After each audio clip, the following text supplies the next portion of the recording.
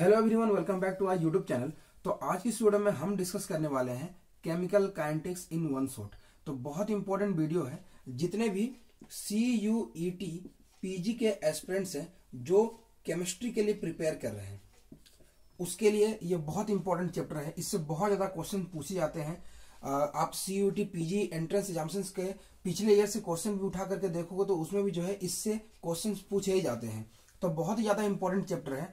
तो आज की इस वीडियो में जो है हम केमिकल काइनेटिक्स को जो है वन शॉर्ट वीडियो में जो है खत्म करने वाले हैं। कितने भी जो इंपॉर्टेंट टॉपिक्स आते हैं आपको पूछे जाते हैं, वो सारे टॉपिक्स जो है इस छोटी सी वीडियो में जो है मैं डिस्कस करने की कोशिश करूंगा। कंप्लीट चैप्टर का जो है यहाँ पे मैं आपको यहाँ पे लेक्चर देने वाला हूँ। तो वीडियो को एंड तक देखना, बिकॉज बहुत ही ज्यादा यूजफुल वीडियो आप सभी के लिए रहने वाली है।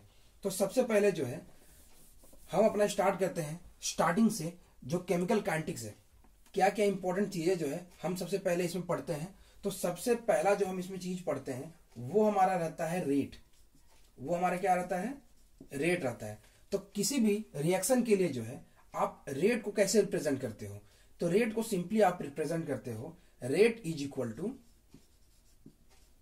आप सिंपली लिखते हो माइनस dC/dt, वेयर जो यहां पे एक रिएक्शन हो रहा है C से प्रोडक्ट की ओर जो है मूव कर रहा है, जिसमें C जो है क्या है? आपका रिएक्टेंट है एंड P जो है आपका प्रोडक्ट है। तो आपको पता है जो C होता है वो डिक्रीज हो रहा होता है और प्रोडक्ट जो है फॉर्म कर रहा होता है। तो इस फॉर्म में अगर आप लिखोगे जिसमें C डिक्रीज कर रहा है एंड P फॉर्म कर रहा है, तो आप इसे लिखोगे dP/dt। इस फॉर्म में जो है आप सिंपली इसे रिप्रेजेंट करते हो। अगर इन केस में मैं दूसरा एग्जाम्पल ले लूं, जैसे small a capital A plus small b capital B, ये आपका फॉर्म कर रहा है small c capital C then small d capital D, ये आपका फॉर्म कर रहा है। तो इस केस में आप रेट कैसे लिखोगे? तो मैंने बताया रिएक्टेंट के लिए डिक्रीज में होता है और प्रोडक्ट के लिए यहाँ पे प्लस में होता है, इसके लिए नेगेटिव में होता है। तो यहाँ पे जो है सबसे पहले जैसे मैंने बोला उसी तरीके से आप पहले लिख लो। तो क्या लिखोगे? Minus dA/dt is equal to, यहाँ पे क्या लिखोगे? Minus dB/dt। Okay, is equal to, मैंने बोला ये प्लस में होगा तो dC/dt लिखोगे पहले आप, and is equal to d capital D/dt लिखोगे। अब सुनो, यहां पे मैंने अभी कोएफिशिएंट लिया हुआ है। तो याद रखना, जब भी कोएफिशिएंट वाला रिएक्शन होगा उसमें कोएफिशिएंट को जो है आप उसके साथ में जो है डिवाइड कर दोगे। तो यहाँ पे a है तो यहाँ पे डिवाइडेड, यहाँ पे माइनस में बाएं साइड करता हूँ, -1/a यहाँ पे मल्टीप्लाई हो जाएगा। यहाँ पे जो है आपका मल्टीप्लाई हो जाएगा -1/b, यहाँ पे मल्टीप्लाई हो जाएगा। और इसका कोएफिशिएंट जो है c है तो 1/c यहाँ पे मल्टीप्लाई हो जाएगा, एंड इसका कोएफिशिएंट जो है 1/d है तो वो मल्टीप्लाई हो जाएगा। अब जो है कभी कभार एग्जामिनर क्या करता है, आपको रेट दे देता है एंड उस रेट के बेसिस पे जो है आपको पूछ लेता है कि A के रेस्पेक्ट में रिएक्शन का रेट क्या होगा या फिर D के रेस्पेक्ट में रिएक्शन का रेट क्या होगा। तो उस केस में जो है आप हमेशा याद रखना, जब भी आप इस तरह के क्वेश्चन को सॉल्व करने के लिए जाओ तो उस केस में जैसे A का आपको रेट पूछा हुआ रहेगा, तो मान लेते हैं कि रेट दिया हुआ है x दिया हुआ है, ठीक है। यहाँ पे x दिया हुआ है, मैं यूनिट नहीं लिख रहा हूं। आपको पूछा गया है इस रिएक्शन के लिए A का रेट क्या होगा, तो आप सिंपली क्या लिखोगे? -1/a dA/dt लिखोगे। अब देखो यहाँ पे नेक्स्ट स्टेप में क्या होगा, सिंपली जो है आपको -dA/dt लिखना है and is equal to ax कर देना है। A के रेस्पेक्ट में रेट जो होगा वो नेगेटिव के साथ में लिखोगे, एंड D के रेस्पेक्ट में रहेगा तो वो पॉजिटिव के साथ में लिखोगे। इस पॉइंट को ध्यान देना, अगर D के रेस्पेक्ट में लिखो तो क्या हो जाएगा? dd/dt इज इक्वल टू जो है यहाँ पे स्मॉल d इंटू एक्स। इस तरीके से जो है आप रेट रिप्रेजेंट करोगे। B के रेस्पेक्ट में भी जो है इसी तरीके से लिखोगे जिसमें नेगेटिव आपका साथ में रहेगा, एंड यहाँ पे जो है D के रेस्पेक्ट में, C के रेस्पेक्ट में लिखोगे तो C यहाँ पे रहेगा। तो उम्मीद है आपको ये रेट लिखना जो है समझ आ गया होगा। अब जो है हम अपना नेक्स्ट यहाँ पे पॉइंट डिस्कस करने वाले हैं, वो है हमारा लॉ ऑफ मास एक्शन। तो हमने रेट अच्छी तरीके से समझ लिया, अब हम बात करेंगे लॉ ऑफ मास एक्शन।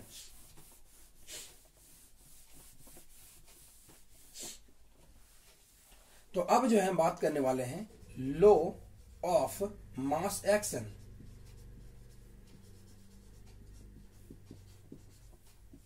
तो देखो लॉ ऑफ मास एक्शन क्या कहता है? लॉ ऑफ मास एक्शन ये कहता है कि जो रेट होता है वो directly proportional to concentration of reactant होता है,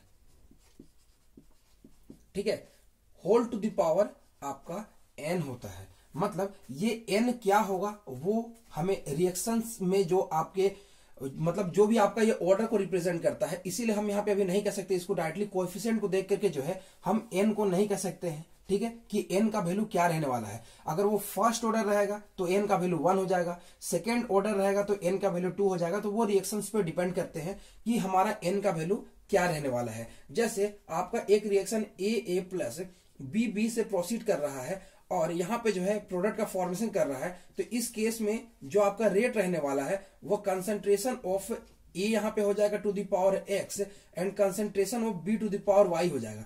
क्यों? बिकॉज यहाँ पे a का कोफिशिएंट को हम यहाँ पे यूज नहीं कर सकते हैं एंड b के कोफिशिएंट को जो है एज ए पावर हम यूज नहीं कर सकते हैं, क्योंकि मैंने बोला concentration to the power n कुछ भी वैल्यू हो सकता है, आपका डिपेंड करता है कि वो कौन सा रिएक्शन के लिए हम यहाँ पे लिख रहे हैं। तो इतना आपको समझ आया होगा। अब जो है हम सबसे पहला इंपॉर्टेंट बात करते हैं फर्स्ट ऑर्डर रिएक्शन, ठीक है।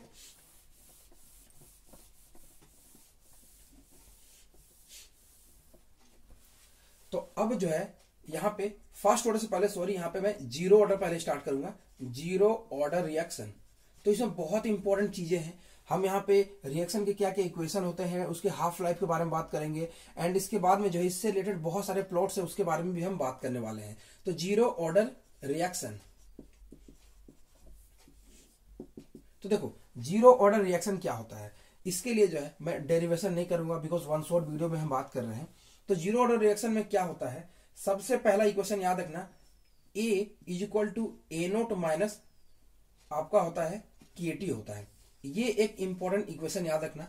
यहाँ पे कंसंट्रेशन एट टाइम t एंड यहाँ पे कंसंट्रेशन इनिशियल कंसंट्रेशन एंड यहाँ पे KT। अब बोल रहे होगे आप यहाँ पे कि जीरो ऑर्डर रिएक्शन तो ये कंसंट्रेशन डिपेंडेंट नहीं होता है, बट यहाँ पे ये इक्वेशन याद रखना। अभी मैं क्यों कह रहा हूँ आगे आपको समझ आएगा, लेकिन जो इक्वेशन आप बेसिकली पढ़ते हो हमेशा जीरो ऑर्डर रिएक्शन में, वो इक्वेशन आपका होता है x is equal to KT आप पढ़ते हो, जहां पे x होता है आपका concentration at time t, K होता है रेट कांस्टेंट, T हो जाता है आपका यहाँ पे टाइम, ठीक है। तो ये इक्वेशन भी आपका इंपॉर्टेंट है और ये दोनों इक्वेशन इंपॉर्टेंट है। इसके बारे में जो है अभी मैं आगे बताऊंगा यहाँ पे, लेकिन उससे पहले अभी आप फोकस करो इस वाली इक्वेशन में, x is equal to KT वाली इक्वेशन पे जो है आप फोकस करो।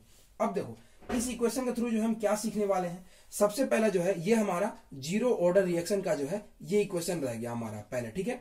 अब दूसरा इंपॉर्टेंट पॉइंट क्या है, हमें निकालना है यहाँ पे हाफ लाइफ टाइम। क्या निकालना है? Half life time. तो कैसे निकालोगे? तो सिंपली इसको निकालने के लिए आपको क्या करना है, आपको पता है इनिशियल कंसंट्रेशन जो है आपका हम रिप्रेजेंट करते हैं A से। A is initial concentration. क्या है? Initial concentration. तो हमारा इस केस में एट T हाफ पे क्या हो जाएगा, जब आप रिएक्शन को आधा कंप्लीट कर लोगे तो इनिशियल कंसंट्रेशन का A बाय वो 2 के करीब हो जाएगा। बिकॉज यहाँ पे देखो जीरो ऑर्डर रिएक्शन कहने के लिए बस होता है कि वो स्टार्टिंग में जो है आपका रिएक्टेंट पे जो है डिपेंडेंट नहीं होता है, लेकिन रिएक्शन स्टार्ट करने के लिए कुछ मिनिमम कंसंट्रेशन तो आप जरूरी यूज किए होंगे, अदरवाइज कोई reaction without any concentration start हो ही नहीं सकता है। इसीलिए जो है इनिशियल कंसंट्रेशन हम यहाँ पे A माने, भले वो नेग्लिजिबल क्यों ना हो, तो A मान लिए। तो T half is equal to जो है यहाँ पे आपका T हाफ पे जो है x इज इक्वल टू जो है आपका A बाय 2 हो जाएगा, ठीक है। जो x का वैल्यू है कंसंट्रेशन वो A बाय 2 के इक्वल हो जाएगा। तो इस केस में क्या हो जाएगा, x का वैल्यू हम क्या पुट करेंगे, A बाय 2 पुट करेंगे इज इक्वल टू जो है K, ये आपका T हाफ हो जाएगा। तो इस केस में ध्यान देना, जो आपका T हाफ होगा वो A बाय 2K के इक्वल हो जाएगा, ठीक है। तो ये आपका 50% मतलब जो है यहाँ पे कंप्लीट हो जाएगा रिएक्शन, यहाँ पे आपका यहाँ पे जब आपका हाफ लाइफ टाइम रहेगा तो, ठीक है। अब जो है दूसरा इंपॉर्टेंट हम यहाँ बात करने वाले इसी रिएक्शन में, वो क्या है, आपको एग्जामिनर बोल दे कि T 75% बताओ क्या होगा for a zero order reaction. तो यहाँ पे T 75% कैसे निकालोगे, इसके लिए सिंपल सा ट्रिक है। क्या करना है आपको, 75 दिया हुआ है तो आप सिंपली लिखो 75 बाय 100 लिखोगे। तो इसे आप कट करोगे, 25 3 जा 75 एंड 25 4 जा 100, यानी जो है अब यहाँ पे आपको क्या करना है, जो x का कंसंट्रेशन लिखना है उसे आपको लिखना है 3/4 A के इक्वल लिखना है, ठीक है। अब जो है जब आपने ये लिख लिया तो आप जो है T यहाँ पे जो है इस इक्वेशन में पुट करो x इक्वल टू KT पे। तो क्या लिखोगे, 3/4 a यहाँ पे is equal to k into T लिख सकते हो आप। यहाँ पे t 75% लिखोगे क्योंकि 75% लिख रहे टाइम। अब जो है यहाँ पे हम यहाँ पे अगला यहाँ पे बात करेंगे, वो इंपॉर्टेंट क्या है, यहाँ पे t 75 जब परसेंटेशन कंप्लीट हो जा रहा है तो उस केस में आप लिख सकते हो 3/4 a बाय k लिख सकते हो। और इसे ही आप ऐसे रिप्रेजेंट कर सकते हो t 75 is equal to 3/2 into a by 2k आप ऐसे लिख सकते हो। यहाँ पे देखो 3a ही हो गया, 2 2 4 ही होगा, वही चीज मैंने लिखा है। तो इसे आप जब लिखोगे तो ये हो जाएगा 3a, यहाँ पे सॉरी 3/2, और ये जो वैल्यू है आपका एक t हाफ है, ठीक है, 3/2 t हाफ के इक्वल ये आपका आने वाला है। तो यहाँ पे याद रखना, एक और मैंने आपको यहाँ पे लेसन बता दिया, वो इंपॉर्टेंट क्या है, वो मैंने बताया t 75 is equal to 3/2 t half के इक्वल होता है, ठीक है। सिमिलरली जो है हम बात करने वाले हैं t25 के लिए। तो t25 के लिए याद रखना ये होता है आपका t हाफ बाय 2 होता है। ये तीन इक्वेशन जो है मैंने आपको बता दिया t हाफ से रिलेटेड एंड t75 t25 से। अब जो है हम अपना जो ये इक्वेशन मैंने बताया था वो इक्वेशन के ऊपर मैं लेकर के आता हूं। दो इंपॉर्टेंट इक्वेशन आते हैं हमारे यहाँ पे जिससे जो है क्वेश्चन बहुत ज्यादा बनते हैं, ठीक है। तो वो इंपॉर्टेंट यहाँ पे क्या है, तो देखो वो इंपॉर्टेंट यहाँ पे क्या है, देखो जो मैंने बताया a is equal to A naught minus K T, इसको आप लिख सकते हो इस फॉर्म में कि सी टी ये concentration of time t is equal to C naught यानी initial concentration minus K T भी लिख सकते हो, एंड दूसरा लिख सकते हो C T is equal to C naught plus K T लिख सकते हो। अब देखो यहाँ पे माइनस और प्लस मैंने लिखा है, इसका मतलब क्या है, यहाँ पे ये जो लिखा जाता है ये फॉर रिएक्टेंट कंसेंट्रेशन के लिए लिखा जाता है। किसके लिए लिखा जाता है, रिएक्टेंट कंसेंट्रेशन के लिए लिखा जाता है, और ये लिखा जाता है प्रोडक्ट कंसेंट्रेशन के लिए लिखा जाता है।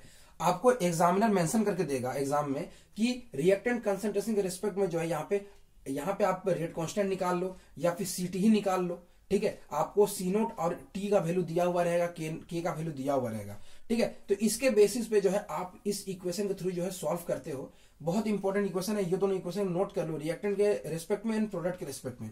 अब जो है हम अपने नेक्स्ट यहाँ पे ग्राफ्स के बारे में बात करने वाले हैं जीरो ऑर्डर रिएक्शन के लिए। तो देखो जीरो ऑर्डर रिएक्शंस के रिलेटेड जो है क्या क्या ग्राफ हमारे इंपॉर्टेंट है उसके बारे में जो है हम यहाँ पे बात करते हैं। तो सबसे पहला जो है यहाँ पे हम ग्राफ निकालते हैं x वर्सेस t के रेस्पेक्ट में जो है हम यहाँ पे ग्राफ निकाल रहे हैं। तो मैंने बताया x is equal to K T होता है, यानी इस ग्राफ को देखोगे तो ये हो जाएगा y is equal to M X. तो ये आपका सिंपली जो है एक स्ट्रेट लाइन चलाता है। अब जो है ये x वर्सेस t था, अब एग्जामिनर आपको बोल दे कि t वर्सेस x निकाल दो, तो सिंपली जो है यहाँ पे आप क्या करोगे, इसका जो स्लोप है वो k है, ओके, m का वैल्यू k है, लेकिन t वर्सेस आपको x बोल दे निकालने के लिए, तो क्या करोगे, x is equal to K T होता है, तो t इज इक्वल टू आप सिंपली क्या लिखोगे, t is equal to 1/k into X लिखोगे। अब जो है यहाँ पे भी जो है y is equal to M X आपका आता है, तो ये भी आपका सिमिलर हो जाएगा, लेकिन यहाँ पे स्लोप जो होगा आपका 1/k हो जाएगा। दो इंपॉर्टेंट चीजें यहाँ पे मैंने ग्राफ बताया। अब तीसरा ग्राफ जो है हम बताने वाला है यहाँ पे टी हाफ वर्सेस ए के रेस्पेक्ट में बात करने वाले हैं।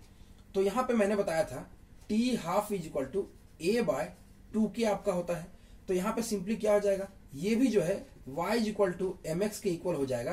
तो ये भी जो है आपका ग्राफ हो जाएगा स्ट्रेट लाइन, और इसका जो स्लोप होगा 1/2k के इक्वल हो जाएगा। अब अगला ग्राफ के बारे में बात करते हैं, वो ग्राफ है log t half versus log a, ठीक है। अगला ग्राफ है log t half versus log a के बारे में बात करने वाले हैं। तो हमें पता है t half is equal to हम क्या लिखते हैं, a/2k लिखते हैं। अब देखो यहां पे क्या कर सकते हो, log t half is equal to log a minus log 2k लिख सकते हो। अब देखो ये आपका जो वैल्यू है k डिपेंड करता है कि ये आपका 2k जो है पॉजिटिव भी हो सकता है, 2k जो है नेगेटिव भी हो सकता है, या फिर जो है जीरो भी हो सकता है। तो इस केस में जो ग्राफ आप रिप्रेजेंट करते हो ये क्या हो जाएगा, y is equal to M X plus C के इक्वल आ रहा है, ठीक है। y is equal to M X plus C के इक्वल आ रहा है, मतलब जब ये वैल्यू 0 हो जाएगा, मतलब मैंने बोला जब ये 2k का वैल्यू 0 हो जाएगा तो log t half versus log a हो जाएगा, बिकॉज ये वैल्यू तो 0 हो जाएगा। उस केस में आपका जो है सिंपल, यहाँ पे सॉरी 0 नहीं, ये आपका 1 हो जाएगा, मैंने मिस्टेक कर दिया, 1 हो जाएगा, तब log 1 का वैल्यू 0 ऑलवेज अपने आप हो जाएगा। ठीक है, तो जब यहाँ पे 2k का वैल्यू आपका 1 हो जाएगा तो ये ऑलरेडी आपका log t half versus log यहाँ पे a हो जाएगा। ठीक है, ये हम रिप्रेजेंट कर रहे हैं log t half versus log a represent कर रहे हैं। अब दूसरा क्या है, 2k अगर पॉजिटिव हो गया तो जब ये पॉजिटिव हो जाएगा तो ये ओवरऑल वैल्यू आपका नेगेटिव हो जाएगा। उस केस में जो आपका यहाँ पे ग्राफ आएगा वो आएगा इस तरीके से, जिसमें 2k मोर देन आपका 1 रह जाएगा बिकॉज पॉजिटिव है। और जब ये वैल्यू आपका नेगेटिव होगा तो ये 2k नेगेटिव होगा तो log का वैल्यू पॉजिटिव हो जाएगा, तो ये ओवरऑल वैल्यू जो है पॉजिटिव रहने वाला है। तो यहाँ पे 2k लेस देन जब 1 रहेगा तो आपका ये ग्राफ हो जाएगा। ठीक है, ये आपका 2k इक्वल टू 1। इस तरीके से जो है आप ये ग्राफ को जो है रिप्रेजेंट कर सकते थे।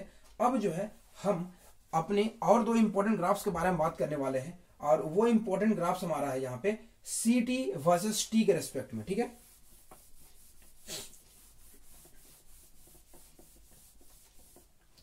हमारा जो ग्राफ है ct वर्सेस t के रेस्पेक्ट में, मैंने दो इक्वेशन आपको बताया था। क्या बताया था, ct is equal to C naught minus K T and ct is equal to C naught plus K T, मैंने आपको बताया था। तो यहाँ पे जो है दो इंपॉर्टेंट ग्राफ है, क्या है, एक y इज इक्वल टू जो यहाँ पे ct वर्सेस हम यहाँ पे क्या कर रहे हैं t के रेस्पेक्ट में कर रहे हैं। तो दोनों में इंटरसेप्ट तो है आपका यहाँ पे सी नोट आएगा ही, यहाँ पे भी जो है ct वर्सेस t रिप्रेजेंट करें तो सी नोट आएगा। यहाँ पे पहले वाले में जो स्लोप है वो नेगेटिव है, तो यहाँ पे जो है इस इक्वेशन के लिए ग्राफ आपका ये हो जाएगा, और यहाँ पे स्लोप जो है पॉजिटिव है तो ये आपका ग्राफ हो जाएगा। दो ग्राफ मैंने और यहाँ पे आपको बता दिया। अब जो है हम बात करने वाले हैं अपना फर्स्ट ऑर्डर रिएक्शन के बारे में। तो फर्स्ट ऑर्डर रिएक्शन भी जो है बहुत ज्यादा इंपॉर्टेंट है, यहाँ पे ध्यान देना फर्स्ट ऑर्डर रिएक्शन में क्या क्या चीजें इंपॉर्टेंट है। तो आप हेडिंग दे सकते हो first order reaction, first order reaction. देखो फर्स्ट ऑर्डर रिएक्शन में क्या इंपॉर्टेंट है, पहला तो जो है आपका जो रेट होता है ये होता है आपका k into concentration of a का पावर 1 के इक्वल होता है। ठीक है, ये पहला आपका इक्वेशन हो गया। दूसरा इंपॉर्टेंट क्या है कि आप हमेशा पढ़े हो कि k is equal to 1/t log, यहाँ पे log नहीं ln यूज करेंगे बिकॉज मैंने यहाँ पे 2.303 यूज नहीं किया है, ln a naught by a के इक्वल होता है। ठीक है, a naught by a t, आप इसे a t भी बोल सकते हो। ठीक है, अब जो है इसे मैं a से रिप्रेजेंट कर रहा हूं, a से मतलब कंसेंट्रेशन और टाइम t, मैं इससे पहले भी a से रिप्रेजेंट किया हूं। ठीक है, ये इक्वेशन हो गया। इसे आप कैसे लिख सकते हो, इसे आप ऐसे भी लिख सकते हो कि a इज इक्वल टू, आप सिंपली लिख सकते हो a naught into E to the power minus K T भी लिख सकते हो। कैसे लिखोगे, तो यहाँ पे जो है आप यहाँ पे लिखोगे K T is equal to ln a naught by a लिखोगे, यहाँ पे आप इसे ऑपोजिट कर दो, minus K T is equal to ln a by a naught लिख सकते हो। ठीक है, तो यहाँ पे आप लिखोगे ln, यहाँ पे सिंपली लिखो a by a naught is equal to E to the power minus K T, और a नोट को उधर ले जाओ तो ये इक्वेशन आ जाएगा। ठीक है, मैंने बताया कैसे आया यहाँ पे। अब देखो यहाँ पे नेक्स्ट इंपॉर्टेंट क्या है कि जो आप इसे लॉग के फॉर्म में भी लिखोगे अगर यहाँ पे, तो k is equal to 2.303 by t log a naught by आपका a हो गया। ये तीन इंपॉर्टेंट इक्वेशन हो गए। एंड इस केस में जो t हाफ होता है वो होता है 0.693 बाय आपका k होता है। ठीक है, ये इंपॉर्टेंट इसमें जो है फर्स्ट ऑर्डर रिएक्शंस में थे। अब जो है हम इससे रिलेटेड जो है ग्राफ्स के बारे में बात करेंगे, जो कौन कौन से वो इंपॉर्टेंट ग्राफ्स है जो आपको यहाँ पे पूछे जा सकते हैं फर्स्ट ऑर्डर रिएक्शन से रिलेटेड। ठीक है, तो फर्स्ट ऑर्डर रिएक्शन से रिलेटेड जो है पहला हम इंपॉर्टेंट यहाँ पे ग्राफ के बारे में बात करेंगे, जो कि है हमारा ln a वर्सेस t के रेस्पेक्ट में जो है हम बात करेंगे, ln a वर्सेस t के रेस्पेक्ट में। देखो यहाँ पे जो है मैंने आपको इक्वेशन बताया था। ठीक है, a is equal to a naught into E to the power minus K T बताया था मैंने आपको। अब देखो इसे आप ln a is equal to लिख सकते हो ln a naught minus K T represent कर सकते हो। ठीक है, जब यहाँ पे ln a वर्सेस t बोला गया है, ln a वर्सेस आपको t बोला गया, तो इंटरसेप्ट विथ नेगेटिव स्लोप आ जाएगा, बिकॉज ln a नोट जो है ये आपका इंटरसेप्ट हो जाएगा, और यहाँ पे जो है माइनस के जो है इसका स्लोप हो जाएगा। तो पहला मैंने यहाँ पे आपको ग्राफ जो है बता दिया।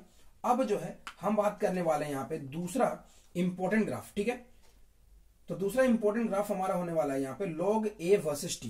तो इसी ग्राफ को हम यहाँ पे रिप्रेजेंट करते हैं log a वर्सेस t। तो सिंपली हम क्या करेंगे, ln को जो है log में बदल देंगे। तो यहाँ पे 2.303 log a is equal to यहाँ पे 2.303 log a naught minus K T लिख सकते हो। फिर इसे लिख सकते हो log a is equal to log a naught minus K by 2.303 T represent कर सकते हो। तो यहाँ पे भी जो है ग्राफ सिमिलर आएगा, बस स्लोप वहां पे आप यहाँ पे चेंज कर लेना 2.303 के बाय 2.303 जो है आपका स्लोप रहने वाला है।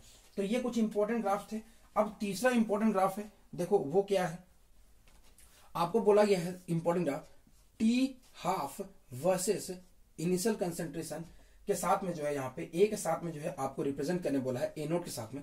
तो सिंपली याद रखना T half versus A note का जो ग्राफ होता है वो पैरेलल होता है, बिकॉज आपको पता है T half is equal to 0.693 by K होता है। मतलब ये जो है आपका यहाँ पे इनिशियल कंसेंट्रेशन का जो है कंसेंट्रेशन इंडिपेंडेंट होता है, मतलब टी हाफ जो है कंसेंट्रेशन पे डिपेंड करता ही नहीं है, इसीलिए जो है वो ग्राफ हमारा यहाँ पे पैरेलल रहने वाला है।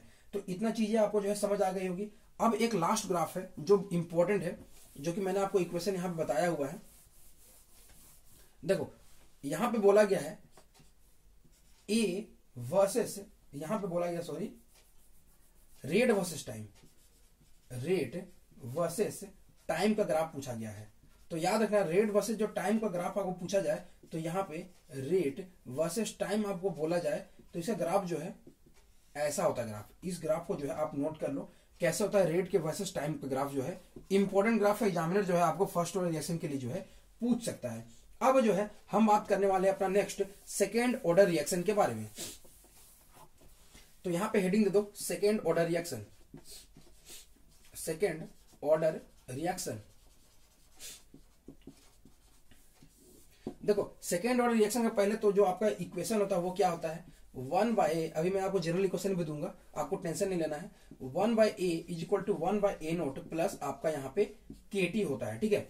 और इस केस में कुछ इंपॉर्टेंट चीजें हैं कि जो आपका टी हाफ होता है वो क्या होता है, वो होता है आपका 1/k नोट होता है, ये आपका टी हाफ हो गया, ठीक है। दो इंपॉर्टेंट चीजें जो है सेकेंड ऑर्डर रिएक्शन में जो है इंपॉर्टेंट होती है। अब जो है आपको बोला गया है कि आप ग्राफ बनाओ किसके किसके वर्सेस में 1/a वर्सेस टी के रेस्पेक्ट में बनाना है। देखो यही क्वेश्चन है, आपको 1/a वर्सेस टी यानी y is equal to mx plus c के रेस्पेक्ट में जो है ग्राफ बनाना है। mx जो यहाँ पे है आपका वो k है m, और यहाँ पे जो आपका c है वो 1/a नोट है। तो सिंपली जो है ये आपका 1/a नोट हो गया और यहाँ पे mx का वैल्यू जो है आपका k हो गया। तो ये बेसिकली जो है आपका यहाँ पे ग्राफ रहने वाला था, इस चीज को आप यहाँ पे ध्यान देना, ठीक है। अब जो है हम बात करने वाले यहाँ पे अपना नेक्स्ट ग्राफ के बारे में, और वो नेक्स्ट ग्राफ हमारा है टी हाफ वर्सेस, हमें पूछा गया है ए के रेस्पेक्ट में ग्राफ क्या होगा।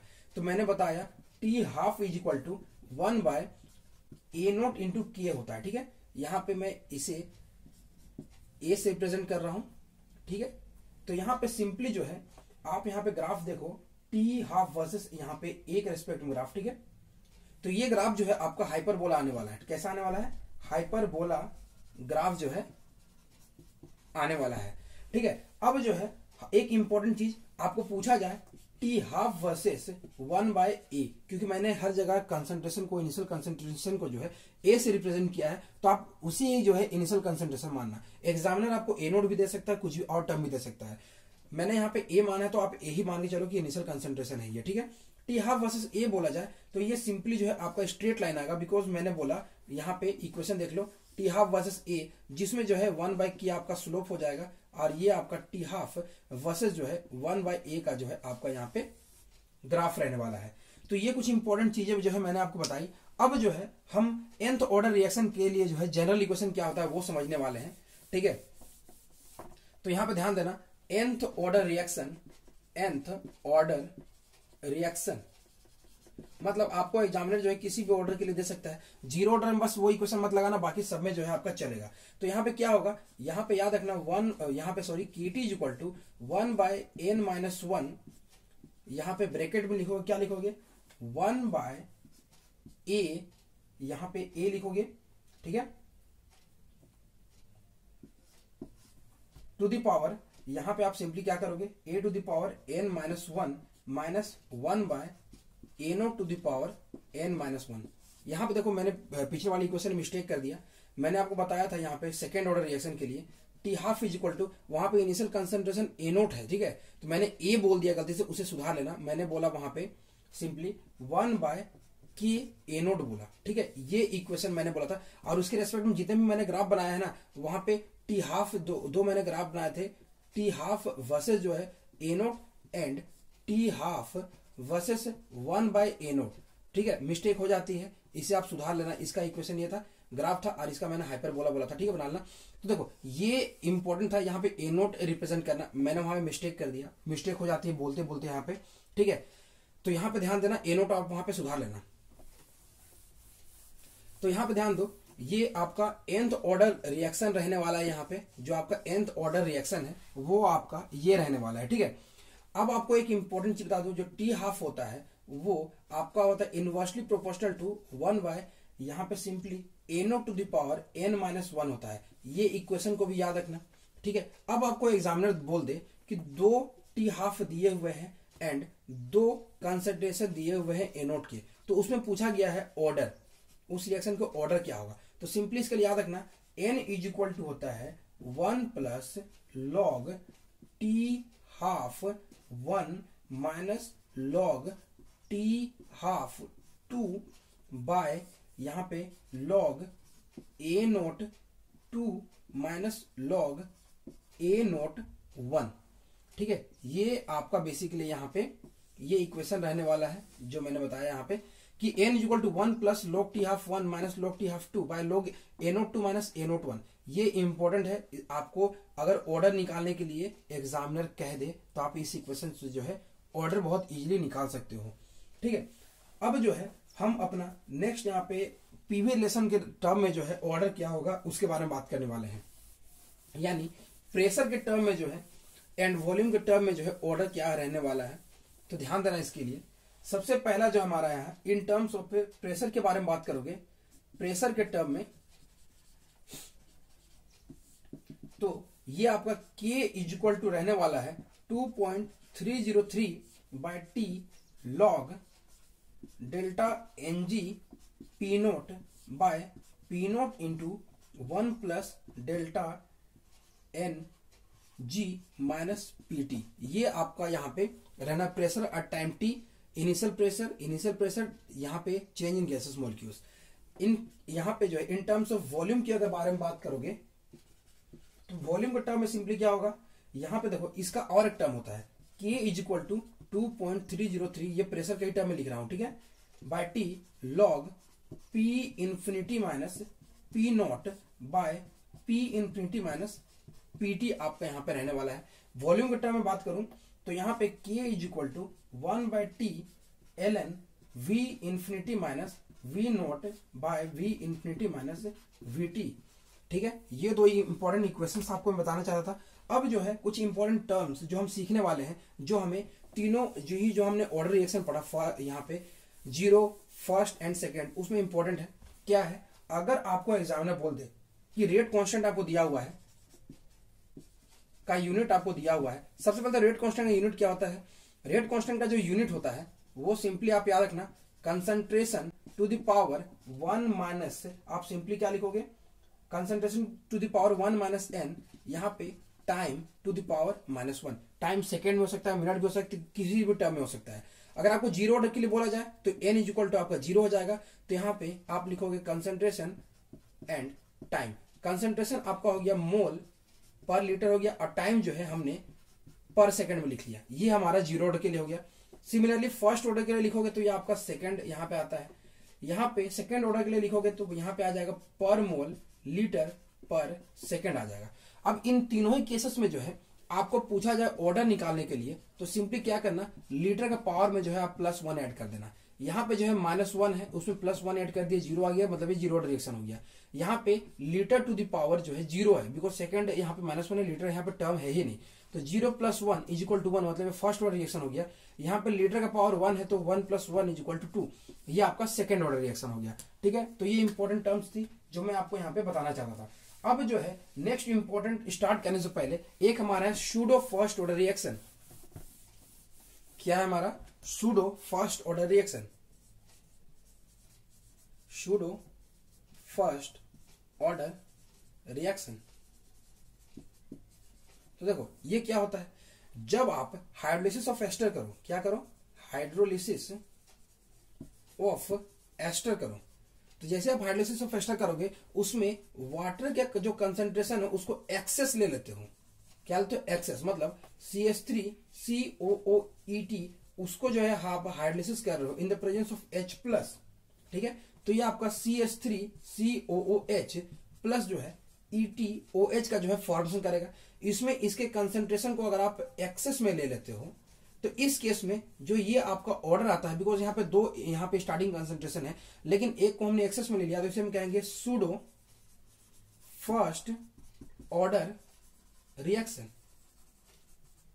ठीक है, और दूसरा इंपॉर्टेंट क्या है, अगर इस इक्वेशन के लिए यहाँ पे H+ हमने लिया हुआ है, इसके लिए देखो रेट हम सिंपली क्या लिखेंगे?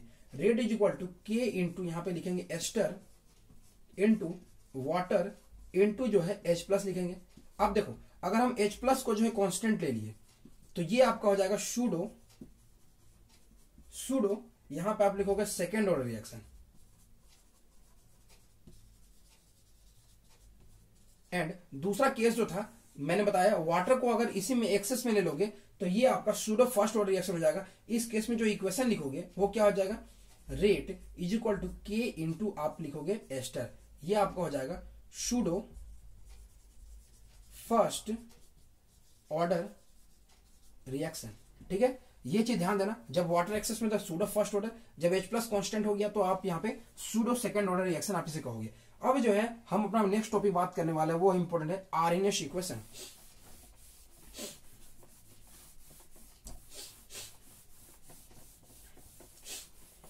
तो देखो हम जो है बात करने वाले आरएनएस इक्वेशन।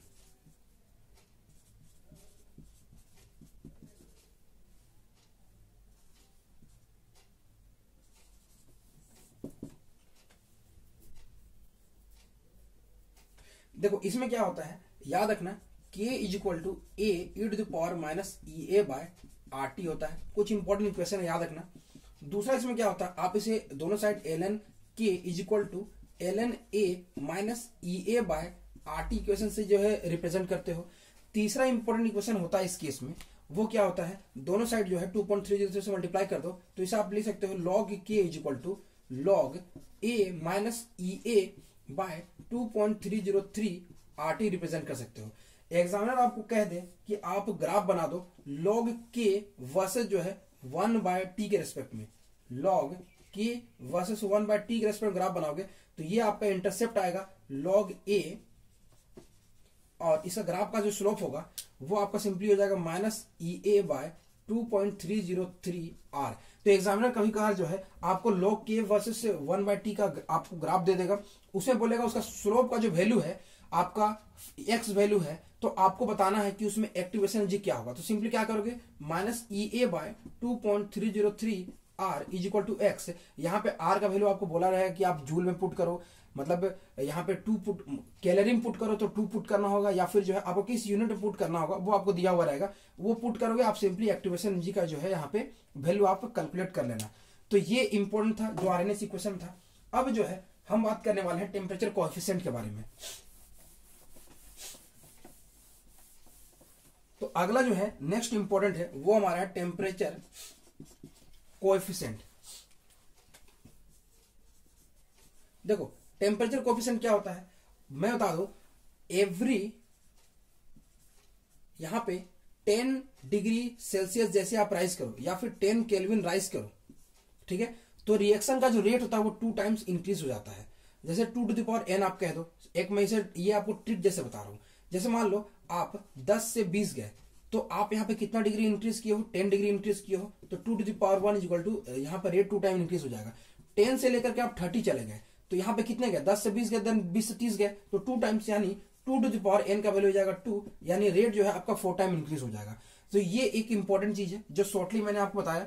एग्जाम ने कभी डायरेक्टली से जो है क्वेश्चन पूछ लेता है, ठीक है। लेकिन टेम्परेचर कोएफिशिएंट से रिलेटेड जो है एक इंपॉर्टेंट इक्वेशन होता है जो आपको जाना चाहिए। वो इंपॉर्टेंट इक्वेशन क्या है कि जो फाई होता है वो आप इसे रिप्रेजेंट करते हो KT plus 10 degree Celsius by KT, where phi is equal to क्या हो, आप कहोगे इसे लिखोगे आप K2 by K1 is equal to phi to the power delta T by 10, जहां पे फाई का वैल्यू जो है बेसिकली 2 से 3 के बीच में ही होता है। लेकिन हम यहाँ पे अभी मैंने बताया 2 to the power n type से जो है आप कैलकुलेट करना। लेकिन ये इंपॉर्टेंट इक्वेशन जो है एग्जामिनर कभी कभार आपको दे देता है, एग्जाम में पूछ सकता है, यहाँ पे CUET का एग्जाम में दे ही सकता है वो, ठीक है। अब जो है इंपॉर्टेंट हम यहाँ पे एक टर्म बात करने वाले हैं, वो क्या है, डेरिवेटिव इक्वेशन ऑफ जो है हमारा RNS इक्वेशन, ठीक है। डेरिवेटिव इक्वेशन किसका, RNS का। यहां पे क्या होता है ध्यान देना, जो D ऑफ ln K होता है, आपको पता है ln K is equal to जो है ln A माइनस ये बाय RT होता है। उसको सिंपली जो मैंने यहाँ पे डिफ्रेंशिएट कर दिया है, ये होता है delta E by R T square के इक्वल होता है, ठीक है। यहाँ पे इस इक्वेशन को भी जो है आप यहाँ पे ध्यान देना, बिकॉज इससे भी जो है आपको क्वेश्चन पूछ जाते हैं। और यहाँ पे जो है अगला हम इक्वेशन के बारे में बात करने वाले हैं। अब वो इंपॉर्टेंट क्या है, देखो ध्यान देना कि आपको एक रिएक्शन दिया हुआ है, ठीक है। रिएक्शन का जो है आपको रेट कांस्टेंट दिया हुआ है, K ओवर ऑल दिया हुआ है। वो क्या है, आपको सिंपली दिया हुआ है K1 K2 by K3 into K4 to the power 1/3 दिया हुआ है। एंड इसके लिए आपको पूछा गया है A ओवरऑल क्या होगा, एंड आपको E ओवरऑल पूछा गया है। तो सिंपली याद रखना, जो A ओवरऑल होता है वो K ओवरऑल के इक्वल होता है। मतलब यहां पे मैं सिंपली लिख दूंगा A overall is equal to K overall is equal to this. तो E ओवरऑल क्या होगा, E ओवरऑल के लिए सिंपली कुछ नहीं करना है, जो पावर है उसको आपको बाहर ले आना है, ठीक है। अब देखो अंदर कुछ नहीं करना है, E1 है तो ये सॉरी K1 है तो इससे आप E1 लिखोगे, जो ऊपर में उसको प्लस में लिखोगे, प्लस यहाँ पे जो है आपका K2 है तो इसे आप सिंपली E2 लिखोगे। अब देखो जो नीचे है माइनस आ गया, E3 देन 4 है माइनस E4। इस तरीके से जो है टर्म से जो है आप इसे सिंपली जो है रिप्रेजेंट कर दोगे E ओवर ऑल के लिए। इस तरीके से जो है आप एक्टिवेशन एनर्जी को जो है आप रिप्रेजेंट कर सकते हो। तो इतना मैंने आपको बता दिया। अब जो है हम अपने नेक्स्ट टाइप ऑफ रिएक्शंस के ऊपर जाने वाले हैं, जिसमें हम बात करने वाले हैं ओपोजिंग रिएक्शन या फिर जो है रिवर्सिबल रिएक्शन कह लो, आपके सिलेबस में जो है ये मेंशन है। तो यहां पे ध्यान दो, हम बात करने वाले हैं रिवर्सिबल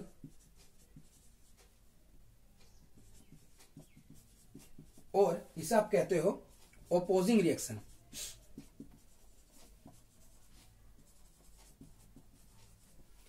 तो ये रिएक्शन क्या होता है, देखो A से जो है आपका B में जा रहा है, ये इसका K1 हो गया, ये K-1 हो गया। इसके लिए जो है इंपॉर्टेंट इक्वेशन क्या है, उन्हीं चीजों के बारे में बात करेंगे। एग्जामिनर आपको उन्हीं से रिलेटेड जो है क्वेश्चन भी दे सकता है।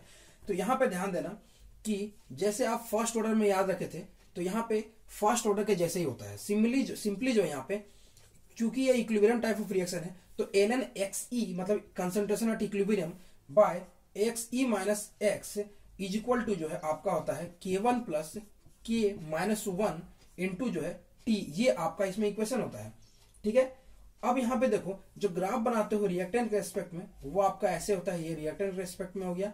जो प्रोडक्ट के रेस्पेक्ट बनाते हो वो आपका प्रोडक्ट के रेस्पेक्ट में ऐसा हो गया, और ओवरऑल जो बनाते हो वो आपका ऐसे रहने वाला है, जिसमें ये आपका रिएक्टेंट, ये आपका जो है प्रोडक्ट का रिएक्ट यहाँ पे रहने वाला है, और ये आपका इक्विलिब्रियम रहने वाला है।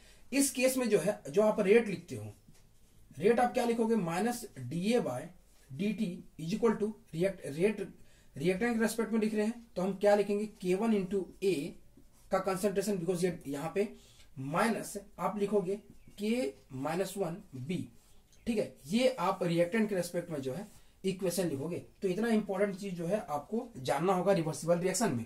हम जो है अब बात करने वाले हैं अपना पैरेलल रिएक्शन के बारे में। तो आप अपना अगला हेडिंग दोगे पैरेलल रिएक्शन। पैरेलल रिएक्शन,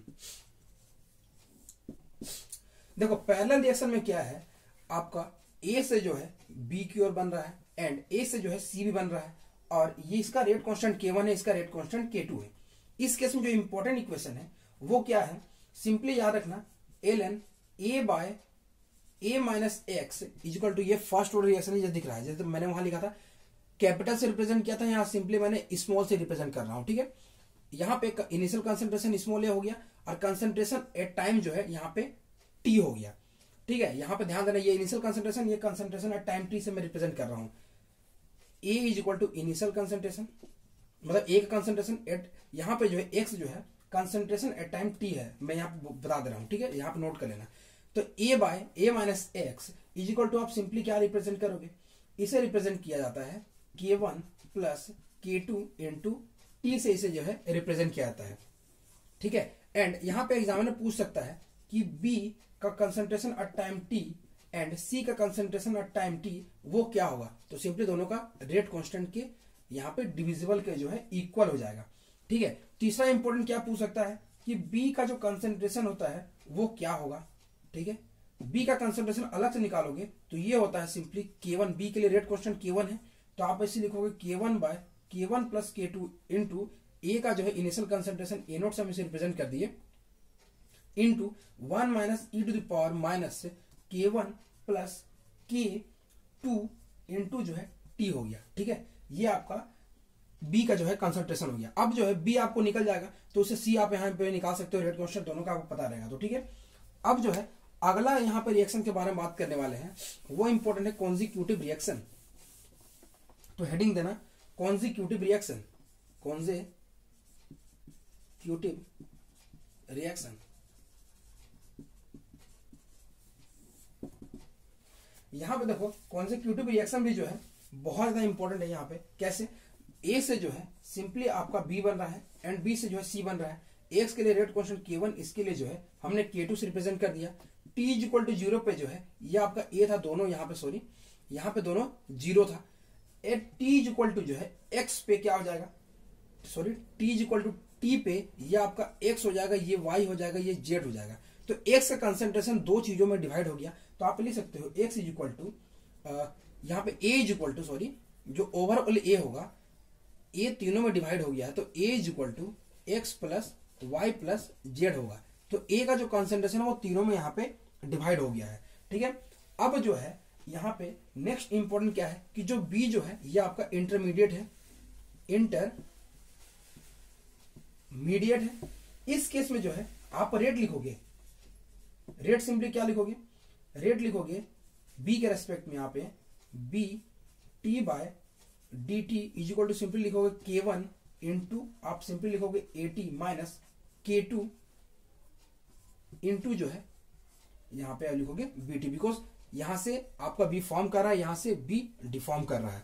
तो इस तरीके से जो है आप इसका रेट का जो है रिप्रेजेंटेशन कर सकते हो, ठीक है। तो इतने चीजें आप यहाँ पे याद रखोगे। अब इंपॉर्टेंट चीज यहाँ पे क्या है कि सी का कंसंट्रेशन क्या होगा, concentration of C at time T is equal to, देखो बहुत लंबा लंबा इक्वेशन है, आप चाहो तो इसको यहाँ पे स्किप भी कर सकते हो अगर आपको ये चीज नहीं जानना है तो, ठीक है। लेकिन जिनको जानना है वो यहाँ पे इक्वेशंस को याद रख सकते हैं। जो सी का कंसंट्रेशन होगा वो क्या होगा, ए नॉट मतलब इनिशियल कंसंट्रेशन, यहाँ पे कुछ फॉर्मूला ही इंपॉर्टेंट है इसमें, 1 plus 1 bye K2 minus K1 यहाँ पे into K1 into E to the power minus K2 into T minus K2 into E to the power minus K1 into T. ये C का concentration का जो है equation होता है। तो यहाँ पे जो है ये इंपॉर्टेंट इक्वेशन मैंने बताया कॉन्जिक्यूटिव रिएक्शन के लिए। अब एक इंपॉर्टेंट है कि किस टाइम पे जो है बी का कंसंट्रेशन मैक्सिमम होगा, ठीक है। तो ये इक्वेशन ध्यान देना, कंसंट्रेशन ऑफ बी किस टाइम पे मैक्सिमम होगा, मतलब time at which concentration of B is maximum. तो याद रखना ये जो टी मैक्स होता है इसे रिप्रेजेंट किया जाता है 1 bye K2 minus K1 ln K1 bye K2 से जो है रिप्रेजेंट किया जाता है। ये इंपॉर्टेंट यहाँ पे जो है हमारा टी मैक्स का जो है इक्वेशन था। और इस केस में जो रिलैक्सेशन टाइम होता है, रिलैक्सेशन टाइम ये होता है 1 बाय K1 प्लस K2 होता है, ठीक है। इतनी चीजें आप समझ गए होंगे। अब जो है हम यहाँ पे और एक इंपॉर्टेंट चीज के बारे में बात करने वाले हैं, कॉन्जिक्यूटिव रिएक्शन से जो है रिलेटेड।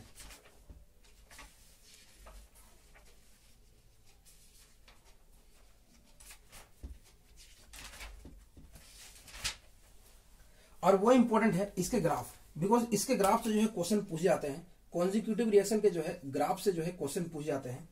तो सबसे पहला जो है हम बात करने वाले, जैसे मैंने बताया ए से जो है बी बन रहा था एंड बी से जो है आपका सी बन रहा था। ए के लिए रेट क्वेश्चन K1, इसके लिए K2 हो जाता था। ठीक है, अब जो है हम दो केसेस की बात कर रहे हैं, केस 1 के बारे में बात कर रहे हैं, जिसमें K1 का रेट जो है बहुत ज्यादा है K2 से, मतलब बहुत फास्टली जो है बी फॉर्म कर रहा है और बहुत धीरे से जो है सी फॉर्म कर रहा है। इसका जो ग्राफ होता है यहाँ पे ध्यान देना, वो ग्राफ हम रिप्रेजेंट करते हैं यहाँ पे कंसंट्रेशन वर्सेस टाइम का ग्राफ यहाँ पे रिप्रेजेंट कर रहे हैं। तो सिंपली जो है पहले मैं बताया कि ए बहुत फास्ट से जो है डिक्रीज कर रहा है और बी जो है बहुत तेजी से फॉर्म करेगा, बिकॉज K1 बहुत ज्यादा फास्ट है। तो बी जो है तेजी से फॉर्म कर रहा है एंड एक टाइम पे जब ए खत्म हो जाएगा तो बी यहाँ पे फॉर्म करना बंद हो जाएगा, बिकॉज इनिशियल कंसंट्रेशन ए का जो है एक टाइम पे तो खत्म होगा ही, उसके बाद में जो है ये मैक्सिमम टाइम पे चला जाएगा जिसमें बी कंप्लीटली फॉर्म कर जाएगा। उसके बाद जो है ये आपका धीरे धीरे धीरे धीरे जो है आपका ये डिक्रीज करने लगेगा। ठीक है, ये आपका ए हो गया, ए का कंसंट्रेशन, और ये आपका धीरे धीरे जो है डिक्रीज करने लगेगा, ये आपका बी का कंसंट्रेशन है। एंड सी जो है बहुत धीरे धीरे जो है आपका यहाँ पे फॉर्म कर रहा है, नजर आ रहा है। तो ये आपका सी हो गया। तो ये कब का केस है, जब K1 जो है मोर देन K2 है।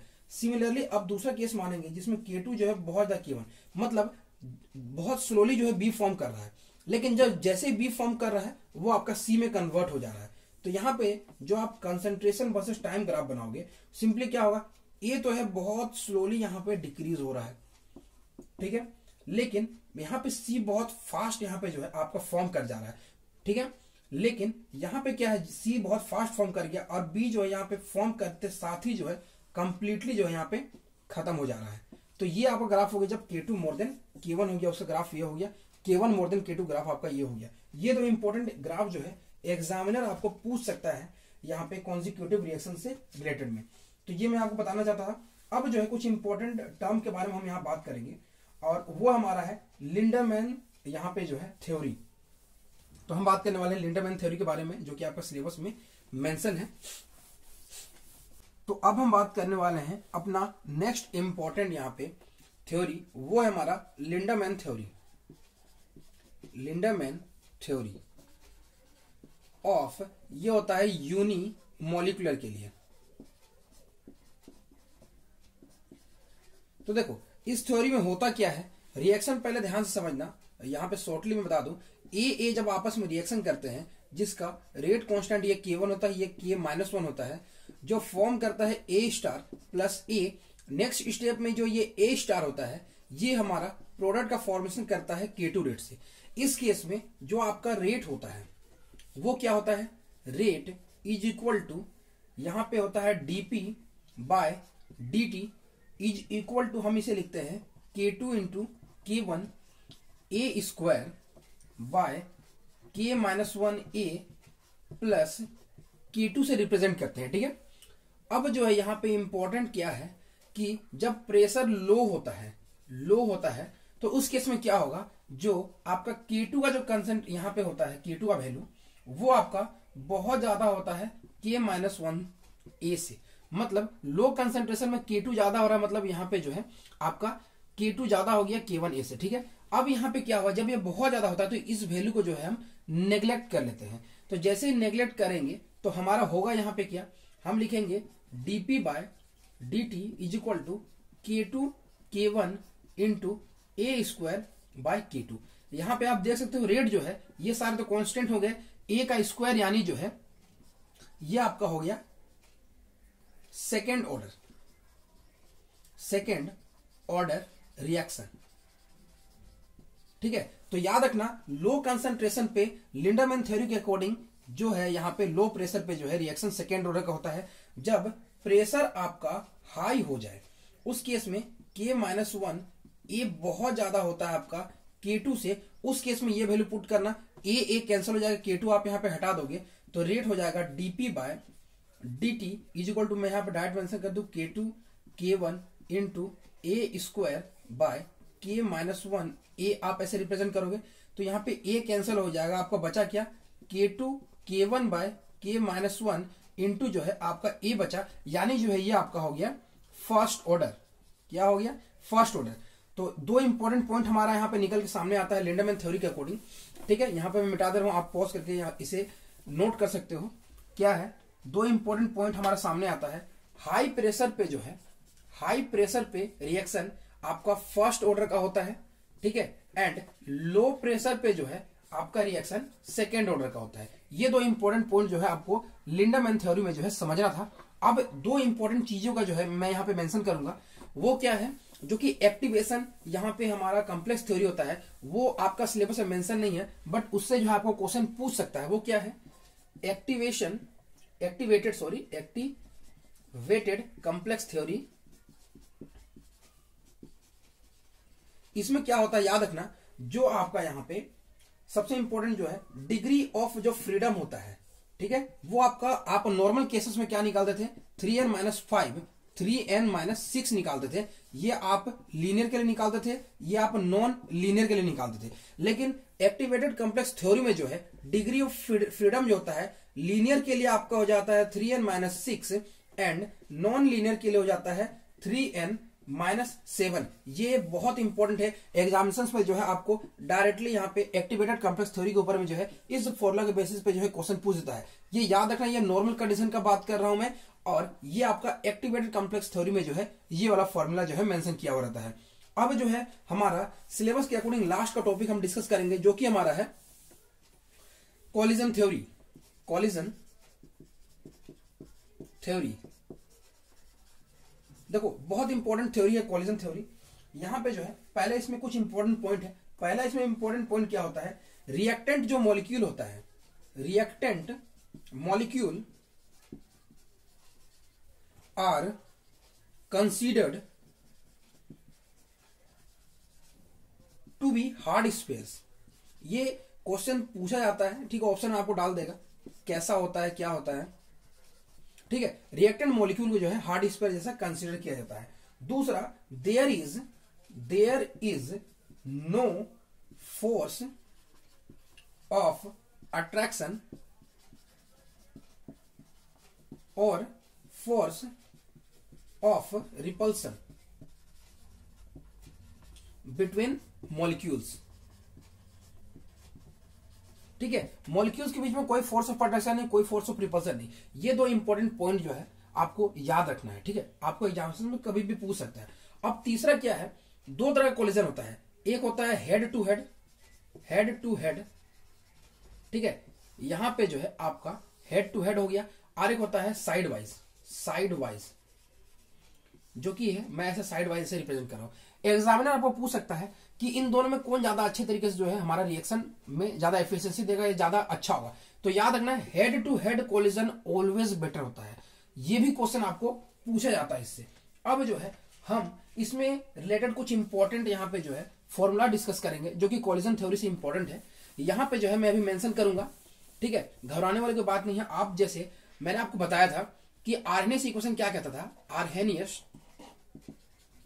इक्वेशन क्या कहता था, K is equal to A e⁻⁻ ठीक है। यहां पे जो है रेट कांस्टेंट या प्री एक्सपोनेंशियल फैक्टर है, इसके थ्रू जो है हमें यहाँ पे कोलिजन थ्योरी में जो है कितना इफेक्टिव कोलिजन होगा उसके रेस्पेक्ट में हम बात करने वाले हैं। बिकॉज आपको पता है कि जितना नंबर ऑफ कोलिजन होगा उससे ज्यादा नंबर ऑफ प्रोडक्ट तो कभी फॉर्म नहीं हो सकते हैं, या तो उसके इक्वल या उससे कम ही बेसिकली फॉर्म करते हैं प्रोडक्ट। तो यहाँ पे जो है इंपॉर्टेंट क्या है, जो ए का वैल्यू है, ए का वैल्यू यहाँ पे होगा, यहाँ पे मेंशन किया गया कोलिजन थ्योरी के अकॉर्डिंग, वो था पी पाई सिग्मा स्क्वायर म्यू बार यहाँ पे एन ए, ऐसा यहाँ पे मेंशन किया गया। अगर यहाँ पे जो है आप यहाँ पे ध्यान देना, ये हमारा वैल्यू हो गया if P is equal to जो है आपका 1 हो गया, P हम लोग 1 मान लिए, और Na तो आपको पता है ये कांस्टेंट है, एवोगाड्रो गैस यहाँ पे जो है 6.022 × 10⁻23 आपको पता है, ये वो वैल्यू है, ठीक है, एवोगाड्रो नंबर। यहाँ पे जो है Na जो है आपका यहाँ पे कांस्टेंट हो गया, बिकॉज वो एक वैल्यू है। तो यहाँ पे आप क्या लिखोगे, A is equal to pi sigma square mu bar Na, ठीक है, इसे हम नेग्लेक्ट नहीं कर सकते बिकॉज यहाँ पे कांस्टेंट है, मैंने बोला है। तो आप यहाँ पे जो है K का वैल्यू क्या लिखोगे, K is equal to A की जगह में लिखो pi sigma square mu bar N A into E to the power minus A by R T. तो ये एक इंपॉर्टेंट फॉर्मूला है, ठीक है, जिससे आपको क्वेश्चन पूछ सकता है कोलिजन थ्योरी में। तीसरा इंपॉर्टेंट क्या है, के जो होता है directly proportional to root T into E to the power minus E A by R T. मतलब के जो होता है रूट ऑफ टेम्परेचर डिपेंडेंट होता है, इसे भी आप याद रखना, ठीक है। मैं यहाँ पे डेरिवेशन नहीं लिख रहा हूं, मैं डायरेक्टली बता दे रहा हूं। मतलब के जो होता है टेम्परेचर डिपेंडेंट होता है, ठीक है। तो ये इंपॉर्टेंट चीजें थी जो आपको यहाँ पे जो है बेसिकली पूछी जाती है। अब जो है एक और पॉइंट यहाँ पे मैं ऐड करता हूं जो बेसिकली सिलेबस में मेंशन नहीं है, लेकिन हो सकता है एग्जामिनर उससे क्वेश्चन डाल दे। तो मैंने चाहता हूं कि आप ये वीडियो देखें, उसके बाद में जो है आप वो क्वेश्चन मिस कर दो, ठीक है। वो इंपॉर्टेंट यहाँ पे क्या है, ध्यान से देखना क्या है। हम बात करने वाले हैं माइकल्स मेंटेन इक्वेशन की।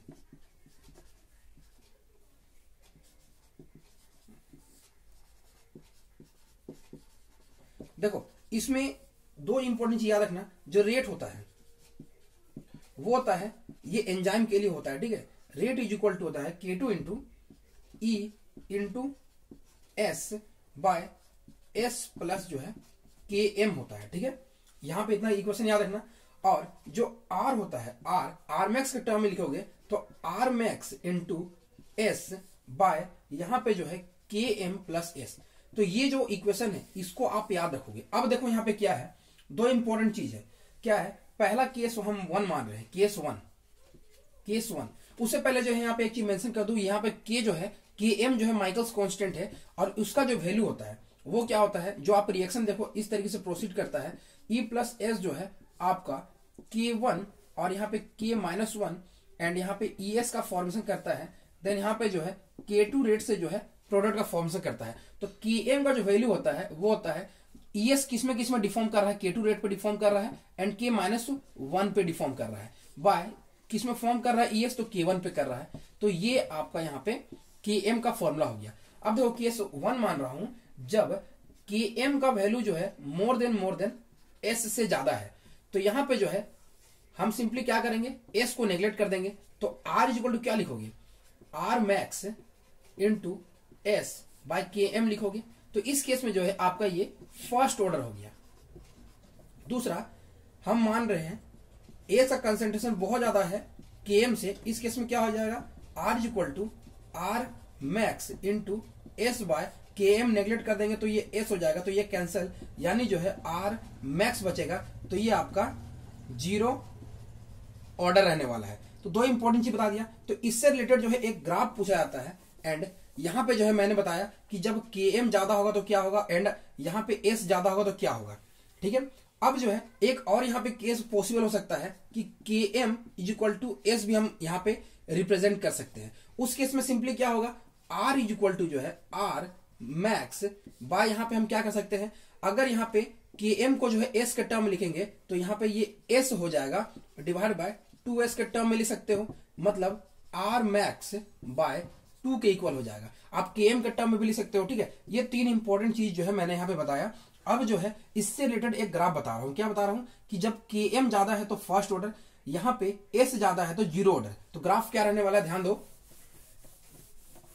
हमारा ग्राफ जो यहाँ पे निकल सामने आता है वो ग्राफ हमारा रहता है कुछ ऐसा, जिसमें ये आपका फर्स्ट ऑर्डर हो गया, ठीक है, और ये आपका हो गया 0 ऑर्डर। यहां से बेसिकली जो है आप देखो ग्राफ कुछ ऐसा है, इसे आप रिप्रेजेंट करोगे ऐसे। मतलब ये इसके जो है पैरेलल हो गया 0 ऑर्डर, ठीक है। ये इसके रेट वर्सेस एस के रेस्पेक्ट में बना रहा हूं, ठीक है। ये आपका पैरेलल हो गया, ये आपका फर्स्ट ऑर्डर हो गया, जिसमें जो है Km बहुत ज्यादा है S से और इसमें आपका S बहुत ज्यादा है Km से। तो ग्राफ इस तरीके से रहता था। तो ये इंपॉर्टेंट चीजें जो है मैंने यहाँ पे बताई जो आपको हमेशा एग्जामिनेशन में जो है पूछी जाती है। एक टॉपिक जो रह गया वो हमारा रह गया स्टेडी स्टेट अप्रोक्सीमेशन। उसे मैं जो है एक अलग वीडियो में जो है समझाऊंगा कि स्टेडी स्टेट अप्रोक्सीमेशन किस तरीके से हम यहाँ पे कैलकुलेट करते हैं, उसके थ्रू जो कंसंट्रेशन रेट वगैरह निकालते हैं, बिकॉज वो बहुत ज्यादा इंपॉर्टेंट है। इसीलिए मैं यहाँ पे वन शॉट वीडियो में जो है उसको मैं रिप्रेजेंट नहीं करना चाहता था, बिकॉज आपको यहाँ पे समझ में आता या फिर नहीं आता, बिकॉज वो स्पीड में निकालने में यहाँ पे आपके लिए कोई फायदा नहीं होता। उसको अलग वीडियो में मेंशन करूंगा, ठीक है। तो वीडियो के लिए वेट करना, और अगर आपको ये वीडियो अच्छी लगे तो वीडियो को लाइक करना, चैनल सब्सक्राइब करना। मिलते हैं नेक्स्ट वीडियो में, तब तक के लिए थैंक्स।